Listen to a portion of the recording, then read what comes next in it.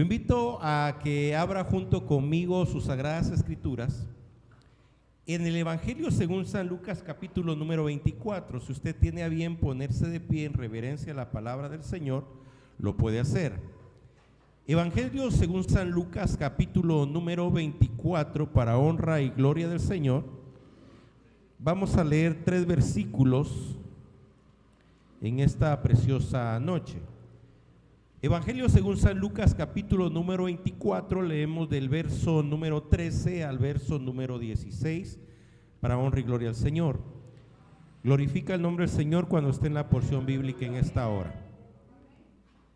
La bendita y gloriosa palabra del Señor dice así, en comunión a la letra, en el nombre del Padre, del Hijo y del Espíritu Santo, dice así: y he aquí que aquel mismo día 2 de ellos iban a una aldea llamada Emaús, que estaba como a 11 kilómetros de Jerusalén, y conversaban entre sí acerca de todas estas cosas que habían acontecido.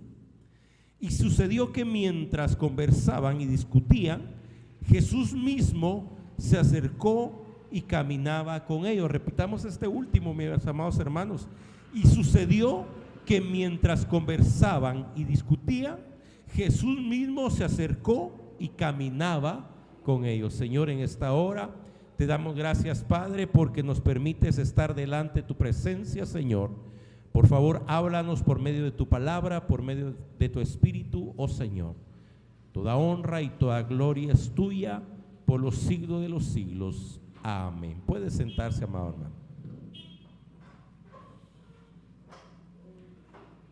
A la verdad, este episodio en las Sagradas Escrituras es un episodio que yo creo que muchos de nosotros en algún momento lo pudimos haber pasado en nuestra vida, o algunos podrán estarlo pasando, porque a la verdad se refiere no solamente a los acontecimientos de la muerte del Señor Jesucristo, sino también se refiere a la actitud que los discípulos tenían con respecto a la situación que se estaba dando. Habla precisamente de las decisiones que se toman en medio de una frustración, en medio de las situaciones cuando no salen como nosotros quisiéramos que salieran. A veces nosotros como que queremos echarle una ayudadita a Dios. No sé si les ha pasado. En las Sagradas Escrituras tenemos muchos ejemplos de ello. Incluso tenemos al mismo Abraham escuchando el ejemplo o el consejo de su esposa cuando le dice: sí, el Señor posiblemente sí te quiere dar una descendencia, pero no lo va a hacer por medio de mí, sino lo va a hacer por medio de una sierva. Y ustedes ya saben la historia, que él se llega a una sierva y ahí nace un retoño que no era precisamente la forma como Dios quería bendecir con descendencia a Abraham.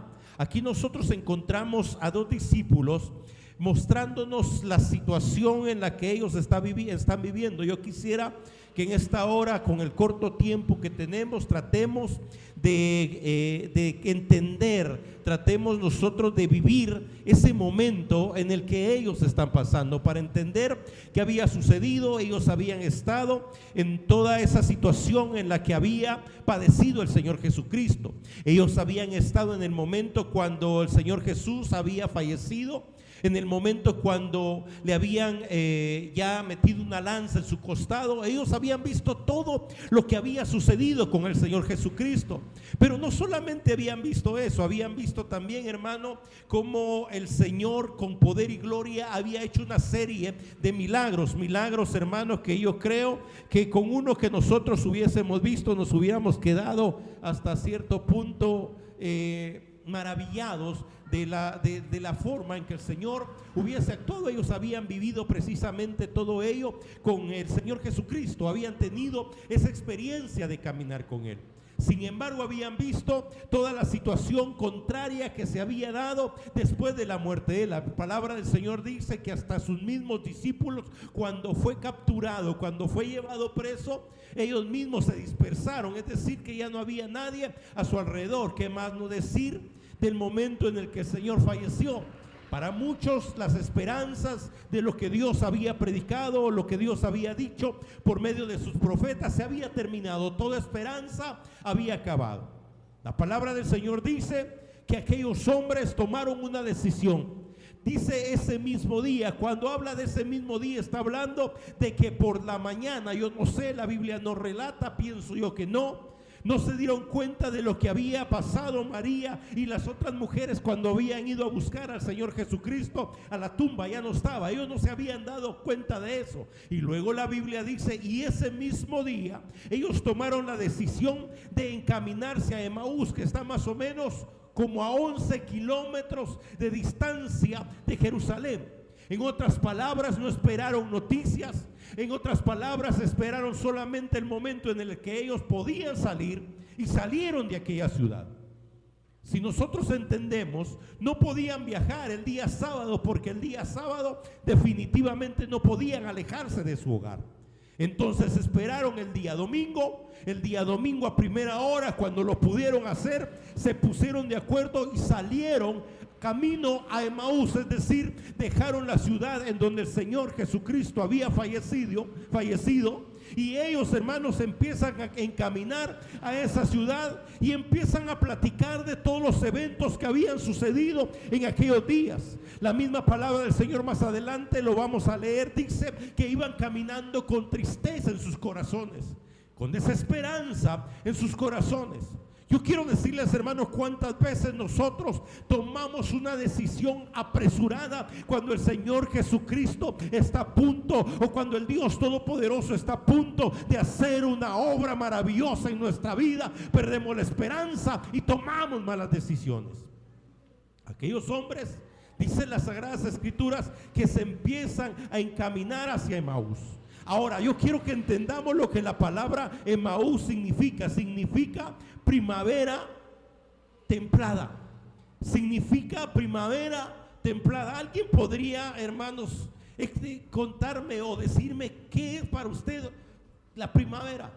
¿Alguien podría decirme qué es la primavera? Cuando todo está floreando, ¿verdad?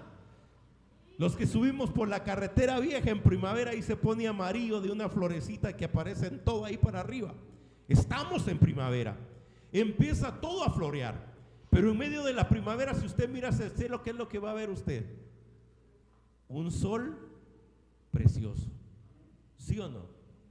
Pero aquí nosotros encontramos que Emaús significa una primavera, un lugar en donde va a haber vida, un lugar donde todo se va a ver precioso. Pero hay algo, no está completo. El sol no está, porque se mira templado, no está completamente puesta la primavera en ese lugar. Yo quisiera que me entendiera que están yendo a un lugar que no está completo, a un lugar que cierto es, se mira bien, pero un lugar que no tiene el complemento que debería de tener. La palabra del Señor dice que ellos se encaminaban hacia ese lugar. Jerusalén, mi amado hermano, estaba en lo alto.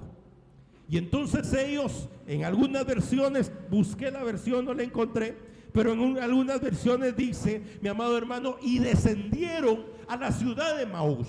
Esa palabra descendieron significa, hermano, que ellos vinieron de donde podían ver todo, que estaban en alto, descendieron para poder ir a esa ciudad. Ese es el primer problema, descender.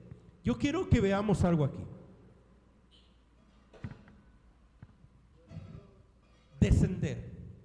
Es decir, hermano, que estar en lo alto, ellos toman la decisión de dejar una ciudad de lo alto para ir a una ciudad que se encuentra en lo bajo, a descender. Y cuando ellos iban caminando hacia ahí, hermano, iban caminando con tristeza. Dice la palabra del Señor que ellos iban hablando de las cosas que habían sucedido. En otras palabras, estaban hablando de lo que había pasado, del pasado. No estaban hablando de lo que estaba por venir. No estaban hablando de lo que estaban viviendo en ese momento. Estaban hablando de cosas pasadas. En otras palabras, hermanos, sencillamente estaban recordando las situaciones que se estaban dando. Pero a mí me llama la atención algo aquí.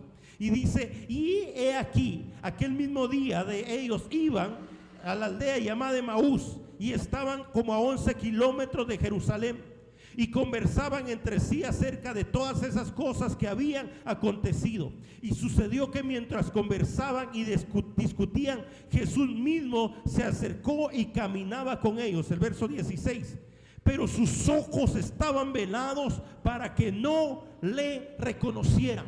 Pero sus ojos estaban velados para que no le reconocieran. Entendamos algo, ellos habían bajado de lo alto, empezaron a caminar con desesperanza. Esa desesperanza hacía que hablaran de las cosas pasadas, pero como estaban tan exhortos en lo que había sucedido, que el mismo Señor Jesucristo se acercó a ellos y no lo reconocieron. No lo reconocieron. ¿Qué es lo que quiere decir esto? Y es lo que yo quiero que entendamos. Hermanos, si esto lo traemos a nuestra vida espiritual, si esto lo traemos a nuestro caminar en Cristo, si eso lo traemos a nuestra experiencia en el Señor, ¿sabe qué significa? Que habrán momentos en los que nosotros hemos vivido la gloria de Dios, en los que nosotros, hermano, habremos caminado en la gloria de Dios, habremos visto maravillas, habremos visto milagros, habremos visto la gloria de Dios, hemos tenido la unción de Dios sobre nuestras vidas y hemos caminado en esa unción. Pero van a llegar momentos en los que te vas a descuidar y vas a bajar de lo alto hacia el lugar bajo y vas a empezar a querer complementar con cosas que no tienen que complementarse. ¿Y sabe qué sucede eso? Cuando empezamos a actuar de esa manera, nuestros ojos se van a velar y no vamos a ver las cosas que Dios tiene para nosotros. Estamos en la iglesia, pero no miramos la gloria de Dios. Estamos dentro de la casa de Dios y no miramos la maravilla del Señor, porque nuestros ojos están velados. Y entonces lo que miramos, en lugar de ver las maravillas del Señor, ¿sabe qué miramos? Errores. Eso es lo que miramos. Y entonces nos volvemos unos criticones. Aunque no me diga amén. Aunque no me diga amén. Aunque se lo tenga que sacar con cucharita. Y entonces, hermano, empezamos a tomar la actitud de nuestro corazón. Nuestro corazón entonces empieza a llenarse de cosas que no deberían de llenarse. Nos empezamos a llenar de envidia, nos empezamos a llenar de otras cosas, de vanagloria, nos empezamos a llenar de tanta cosa, tanto que el Señor puede manifestarse en nosotros y nosotros no nos vamos a dar cuenta. ¿Usted se ha dado cuenta? Aquí no hay, pero por si lo hubiera. Pero se ha dado cuenta de gente que se llena de eso en su corazón, que usted los vio predicando, que usted los vio sintiendo la gloria de Dios, la presencia de Dios, usted los vio entregados al Señor, y de repente cuando los mira sus ojos cambian, la mirada cambia, se pone una mirada dura, un rostro duro, hermano, unas personas que ya no son la misma que eran antes. ¿Por qué? Porque sencillamente bajaron de Jerusalén y empezaron a caminar en Emaús. Y ahora creemos que sentir la presencia y la gloria de Dios es solamente como nosotros creemos, como nosotros pensamos que debería de ser, y no como los demás hermanos lo sienten. Empezamos a menospreciar y empezamos a tener en poco lo que sucede. Y sabe, aquellas personas que actúan de esa manera, número uno, empiezan a hablar de glorias pasadas. Qué pocos amenes. Y es que, hermano, yo antes cuando predicaba, si bien, hermano, así se convertían, mire, 5, 10, 15 convertidos en cada prédica. Antes, hermano, pero eso era antes. Y la Biblia dice que cada mañana, cada día nuevas son sus misericordias. Es decir, hermano, que lo que pasó, pasó. La pregunta es, ¿qué estamos haciendo hoy? Ellos iban caminando en Emaús, dice 11 kilómetros, me imagino que era como de aquí a Palín. Más o menos, ¿verdad? Más para allá, más para acá, imagínense, más cerca. 11 kilómetros iban caminando hacia aquella ciudad, hacia Emaús.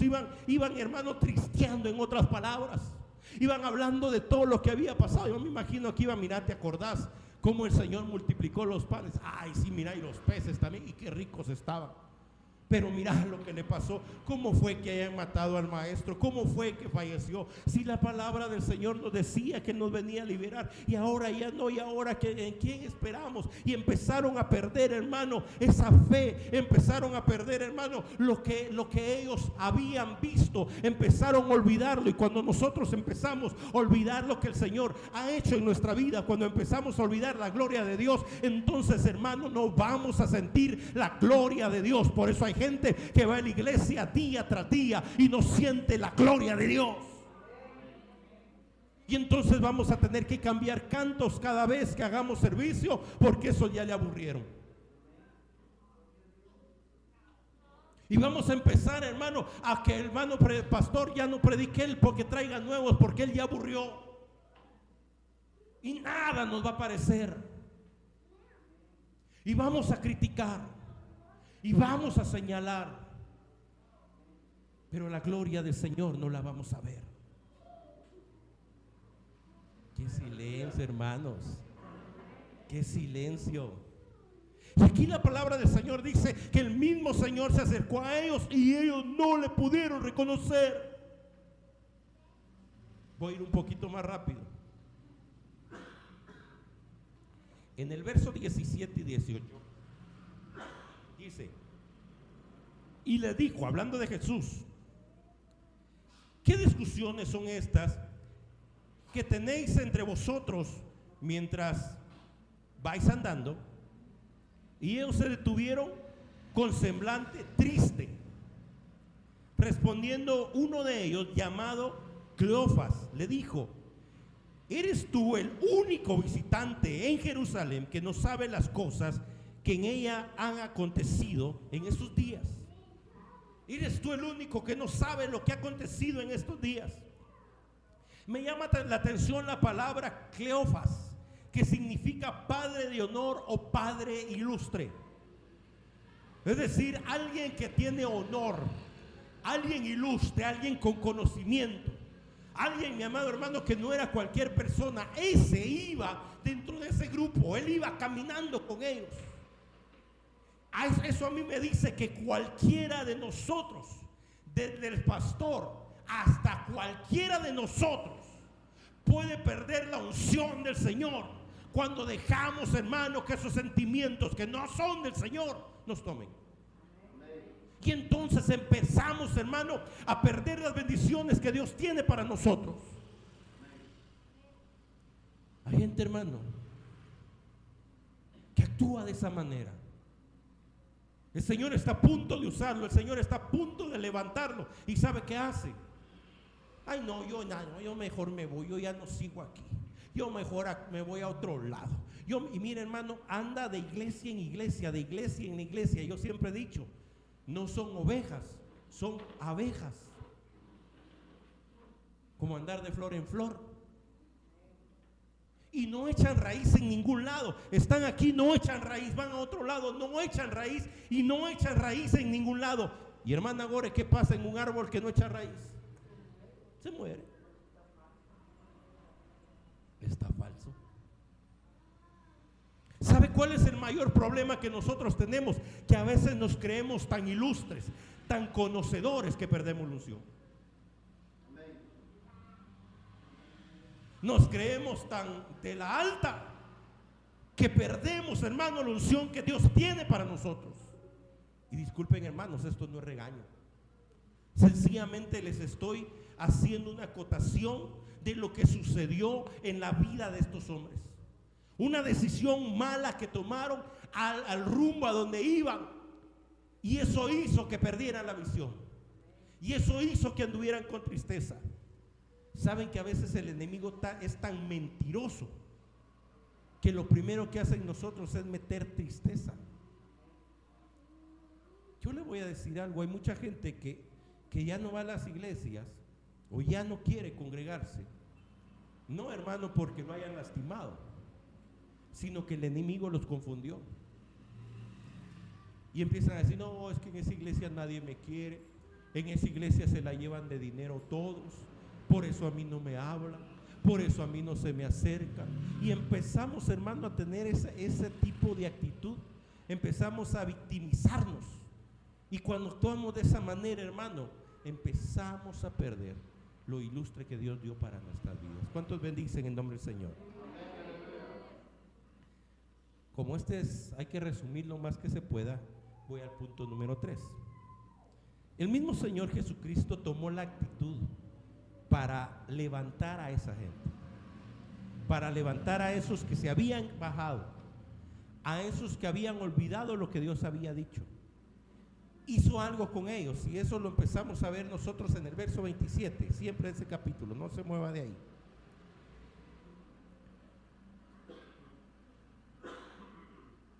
Y dice, voy a empezar del 26. No era necesario que el Cristo padeciera todas estas cosas y entrara en su gloria. Y comenzando por Moisés y continuando con todos los profetas, les explicó lo referente a él en todas las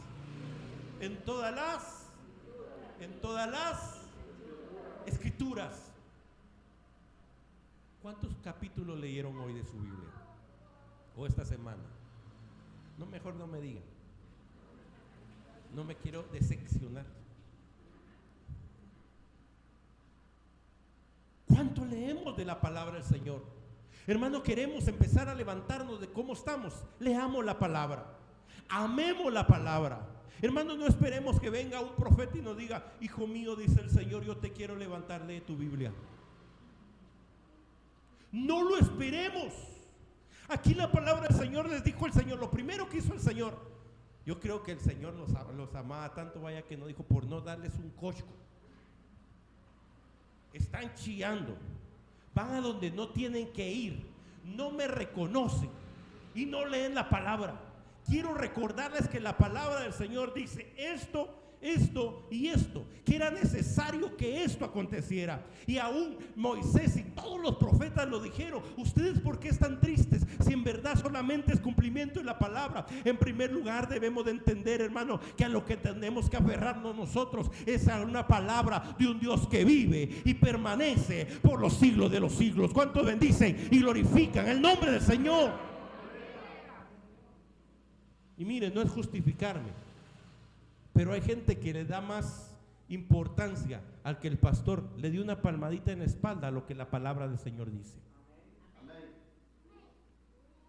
Esta iglesia es una iglesia que se dirige por la palabra del Señor. Es una iglesia que ama la palabra del Señor. Eso debemos nosotros entenderlo. Nuestros cimientos deben de estar puestos en la palabra gloriosa de ese Dios que vive y permanece por los siglos de los siglos. El Señor no empezó con otra cosa. No empezó a decirles, se recuerdan de los milagros. No empezó a decirles, se recuerdan de lo que yo hice. No, les dijo, la palabra del Señor dice. Y la palabra del Señor a mí me dice, hermano, que aunque vengan vientos, aunque vengan vendavales, venga lo que venga, yo voy a estar firme porque estoy parado en la roca inconmovible que se llama Cristo Jesús. ¿Cuántos bendicen el nombre del Señor? Denle un aplauso al que vive, fuerte que es para el que vive, fuerte que es para el que vive. Bendito sea el nombre del Señor.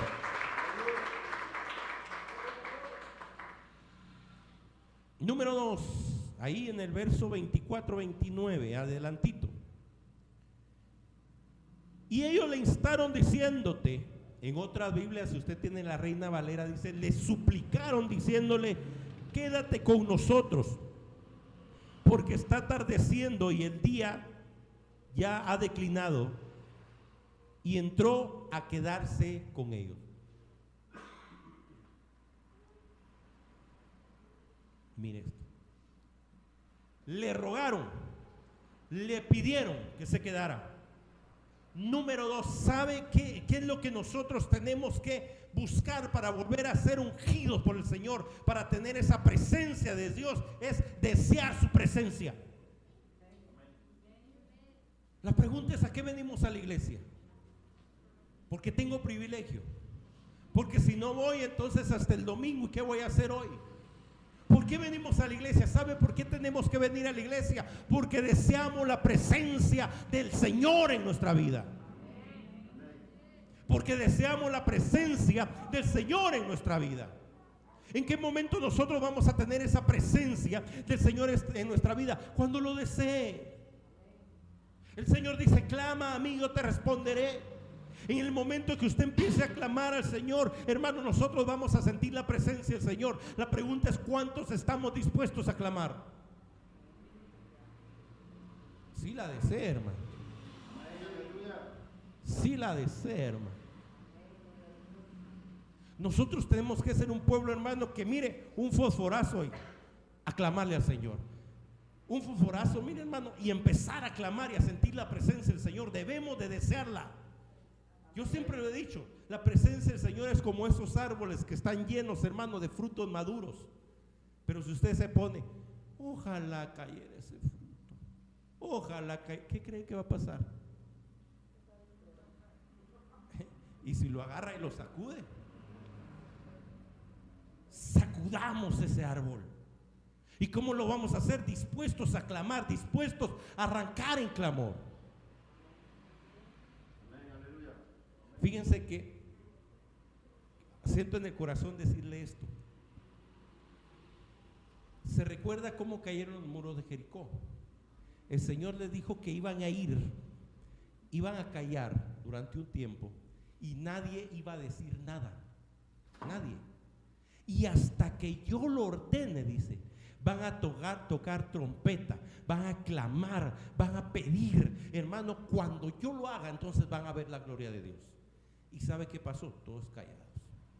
Nadie sabía en qué momento el Señor iba a dar la orden. No lo sabía.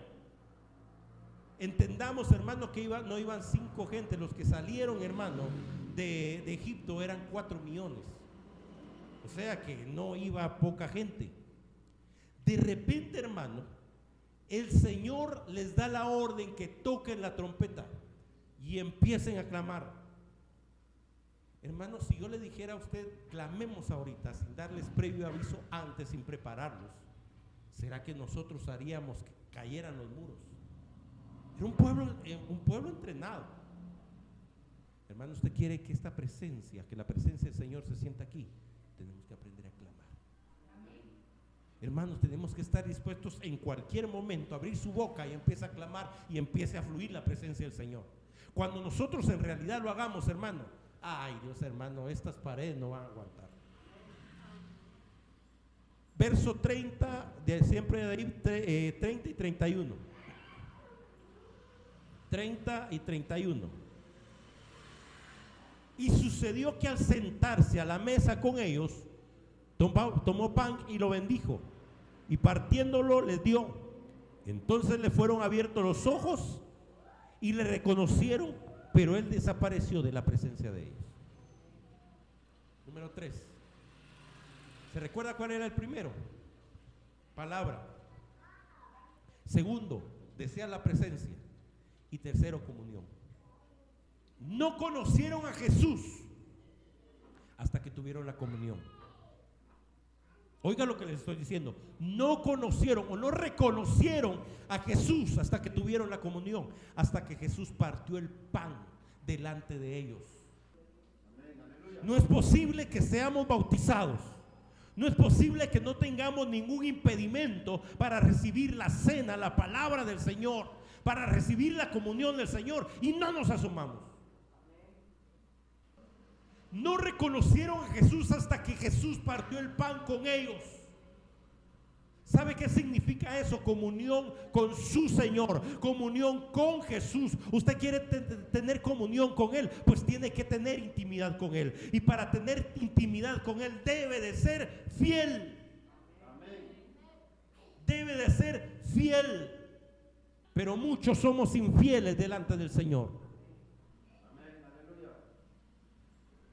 Pero no, hermanos, debemos de entender de que ninguno de nosotros está exento de bajar a Emaús. Ninguno de nosotros está exento de vivir de glorias pasadas.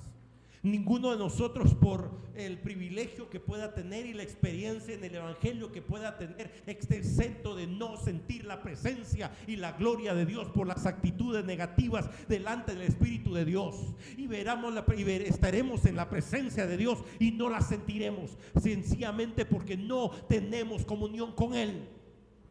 Aquí termino con esto.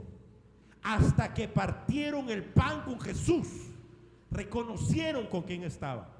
Hasta que usted tiene comunión con Jesús y con sus hermanos, entonces va a sentir la presencia del Señor. Yo no entiendo cómo podemos decir que sentimos la presencia de Dios y no nos hablamos dentro de nosotros en la iglesia. No puedo entender cómo decimos que sentimos la presencia del Señor si nos tiramos el pelo el uno con el otro. No puedo entender cómo decimos que amamos a Jesús si en realidad miramos a nuestro hermano y no le amamos. No lo puedo entender. Hasta que ese espíritu de divisionismo, hasta que ese espíritu negativo salga de nuestras vidas, entonces en realidad vamos a sentir la presencia y la gloria del Señor caminando a nuestro lado. ¿Cuántos bendicen y glorifican el Espíritu del Señor? Porque entonces, si seguimos así, lo que nosotros somos una religión. ¿Y qué esperanza tenemos de estar metidos aquí noche tras noche si en realidad no cambiamos? No tenemos esa comunión con mi hermano, no tenemos esa comunión con el Señor. Discúlpeme, hermano, lo que esté haciendo es perdiendo el tiempo. Y aunque ofrende, aunque diezme, no está haciendo nada, porque estará arando, hermano, en arena del mar. Quisiera que entendiéramos que si en realidad queremos sentir el Espíritu del Señor, hermano, no es que sintamos una cosquilla que nos agarra desde aquí y nos baja hasta donde sea. Sentir la presencia del Señor es tenerlo en el corazón. Así que hoy yo quiero terminar con esto. El Señor nos ha hablado que aquí hay regalos puestos para esta iglesia, pero esta iglesia no los quiere, porque en la visión solamente había uno sentado en la mesa y los demás brillaban por su ausencia. La mesa está servida, pero no lo quieren hacer. Hace años, y eso nunca se me va a olvidar, y eso va a quedar de anécdota para mí, para toda la vida. Quise celebrar el Día de la Madre aquí, y con la ayuda de Dios contratamos un restaurante para llevar a las mamacitas de aquí al restaurante. Se pidieron los menús, y ese día todas o la gran mayoría cancelaron.